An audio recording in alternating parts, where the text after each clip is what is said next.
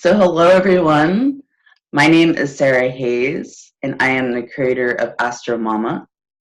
And I wanted to take the time to make this video for a couple different reasons. The first is just to thank you guys for all the love, support, comments of Astromomma. I've received an enormous amount of support and I love astrology. I love to share it with you and I'm so happy that you guys are enjoying it, and just thank you so much for all of the comments and the shares and just the love and support. I really appreciate it, so thank you. And then the second reason for this video is obviously I'm going to be discussing the weekly forecast for Monday, July 31st through Sunday, August 6th. And this is a good way, I think, and I'm going to continue to do these videos for the weekly and monthly horoscopes, because I think we can interact with one another on more of a personal level, more interactive, and I can, get your comments and, any questions you guys have. So I just thought this would be great way for me to introduce myself and then to also interact with you guys and, grow the business, grow Astromomma. So, excuse me, I will get into the weekly forecast. First, I'd like to say that at the end of the video, I'm going to be giving away a free prize, so please stay tuned after the weekly forecast is done, and I will announce details. So without further ado, let's get started. So what is in store astrologically for Monday, July 31st through Sunday, August 6th? So this is a pretty dynamic week.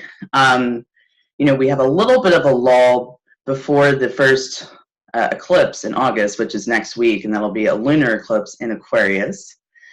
So we have a little bit of a week break just to kind of chill out. The main theme and the main kind of astrological occurrence this week is with Uranus.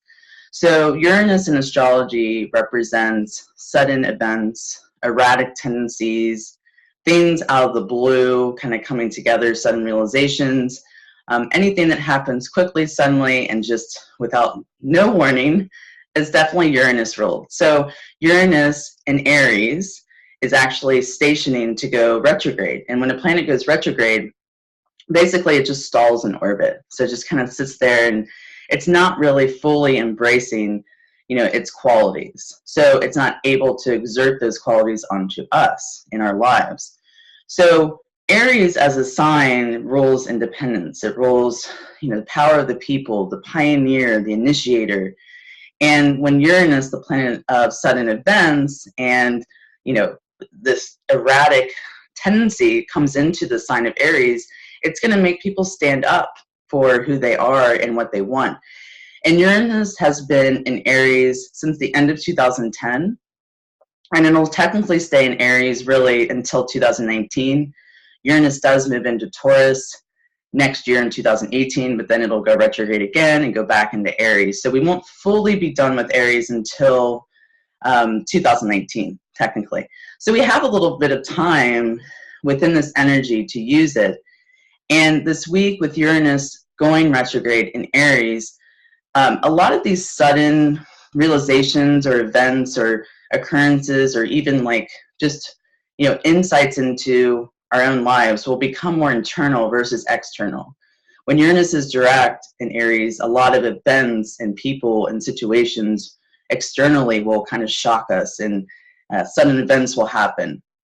Now these will be more external and internalized, so versus externalized. So you might notice all of a sudden you're just sitting there and you have this amazing insight or piece of the puzzle that you've been trying to figure out, all of a sudden just comes together magically and like literally out of the blue. So this is a really good energy. It'll kind of slow down a lot of those sudden tendencies or just things that, again, can kind of just come out of nowhere.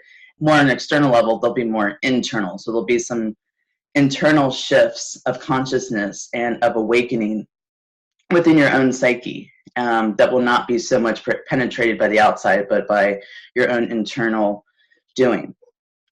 And then the second influence this week, the bigger influence, is the planet of Jupiter. And Jupiter is in the sign of Libra. And it's in a tense aspect to Pluto and Capricorn. So we call this a square, which is a 90-degree angle in astrology. And what is Jupiter? Jupiter is the planet of hope, of optimism. It's usually anything big and grand is Jupiter. It exaggerates. It's, you know, the biggest planet in our solar system. So it's very expansive, whatever it touches. And Libra is the sign that rules relationships. It's the natural ruler of the seventh house in astrology. So, you know, while Jupiter has been transiting Libra since September 2016, we've all been looking at our relationships and all different relationships, professional as well as personal, and how to expand, how to enrich those. Jupiter in Libra is, again, making a tense aspect to Pluto in Capricorn. Pluto in astrology rules transformation. It is the smallest planet, but a very powerful planet, and it packs a punch, so to speak. And it usually breaks things down and then rebuilds them. So like the phoenix rising from the ashes is a really good analogy, and Pluto as a planet rules the sign of Scorpio. So sudden endings, you know, new beginnings, and transformational energies. Capricorn is the ruler of the 10th house, and Capricorn is associated with structure, responsibility, karma, government, any kind of structural society or structured systems are Capricornian. So when Jupiter in Libra, you know, butts heads with Pluto and Capricorn, we may see this tendency for people and even in ourselves to want to control and be obsessed with power. And this might be like exaggerated because Jupiter is involved and Jupiter likes to exaggerate things. So we could literally just be so driven that we don't know why we're doing what we're doing. It's just like this insatiable urge to make things happen. And it can cause people to think that they're more powerful than they really are. It can cause them to, you know, excessive greed, and, you know, again, kind of excessive control, wanting to control things, wanting to be the master. So it's a good energy to get things done. It's a good thing, you know, obviously to be an initiator and go after what you want. My advice for this energy and the best way to use it is to make sure that you're not stepping on other people's toes. You're not coming across too egotistical. You know, you're a little bit laying back and watching and observing. And then when the time is right, you're taking action. And again, action inside of what's the betterment of other people, not just what you want to control or what, you know, you want to dominate. That'll have a better effect if you kind of follow that stance. So that's it for the week. I mean, those are the major influences. We have, again, a lunar eclipse coming up next week in Aquarius. So the energy is building as we get to a full moon, and you'll notice this every time we get to a full moon, but especially a full moon that is a lunar eclipse, like this one. You know, emotions will become stronger. You know, there might be some tense situations that are kind of finally coming to an end or coming to a culmination. So I will give further guidance in the monthly horoscope, and then obviously next week in the weekly horoscope to cover this eclipse time, because it is an intense time, and it is a really good time to follow the astrology, because you can use it to your benefit and help guide you through maybe some changes in turbulent waters that it can produce. Eclipses are kind of they get a bad rap. They're not bad. They just usually promote change. And sometimes this change can be massive and confronting. So it's good to follow the astrology and kind of use the tools and, you know, help empower yourself through these changes and these shifts. So I just want to say too, you know, thank you so much for everybody who's liked and commented on Astromomma's Facebook page. Please come over and check it out if you haven't already done that, and if you're not already joined on the group. I also have my website, which is www.astromomma.com, and I'll put a link to both the Facebook page and the website in the dialog box below, so you can have that. And without further ado, it's time for the contest. One of the best parts of the video.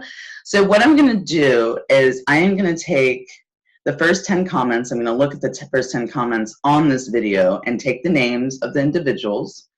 And then I'm going to randomly pull one person to win a free natal astrological birth chart by me that's valued at $75. And this astrological birth chart is very special. It's your blueprint. It's who you are on a fundamental astrological level. And it's great for people who are new to astrology, who can learn about themselves. And, it's great for people who are, already into astrology because they can, learn new things about themselves, which is always fun and part of the reason why astrology is great.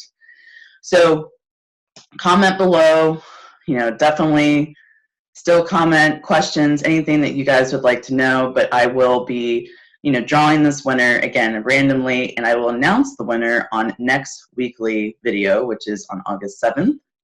So stay tuned, and I'll continue these fun prizes and giveaways during these videos, again, to keep it more interactive, to get to know you, and, continue to grow the channel.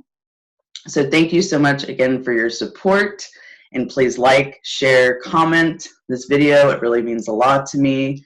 And I will see you guys for the monthly videos, which is August 1st, coming up tomorrow. And then I'll be back again, like I said, for the weekly video on August 7th, and I'll announce the winner of the free astrological chart.